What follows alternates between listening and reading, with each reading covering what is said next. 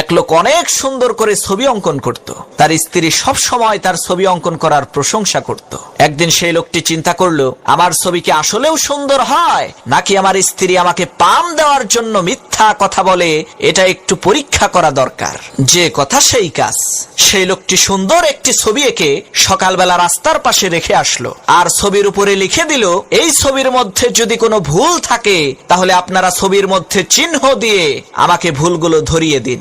সন্ধ্যাবেলায় যখন সেই লোকটি তার অঙ্কন করা ছবিটাকে দেখলো, তার পায়ের নিচ থেকে মাটি সরে গেল, তার মাথার উপরে আকাশ ভেঙে পড়লো। সে দেখতে পেল তার আঁকানো ছবির মধ্যে শত শত ভুল লোকজন বের করে দিয়েছে। লোকটি তখন বাড়িতে চলে আসলো আর তার স্ত্রীকে বলতে লাগলো, আমি আর কোনোদিন ছবি অঙ্কন করব না। তখন তার স্ত্রী বলল, ঠিক আছে, তবে তুমি আমার একটা কথা শোনো, তুমি আগামীকালকে তোমার আঁকানো আর একটা ছবি ওই রাস্তার পাশে রেখে আসবা, আর সেই ছবির উপরে লিখে দিবা, আমার এই ছবির মধ্যে যদি কোনো ভুল থাকে তাহলে সেই ভুলগুলো ঠিক করে দিন।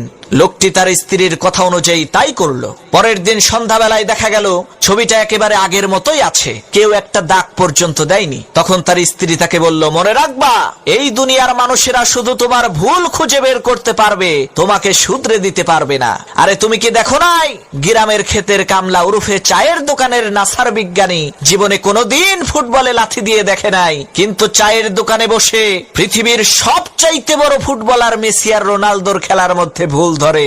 রাজনীতির রও বুঝে না, কিন্তু দুনিয়ার সবচাইতে বড় রাজনীতিবিদ রাশিয়া আর আমেরিকার প্রেসিডেন্টের রাজনৈতিক চালের মধ্যে ভুল ধরে।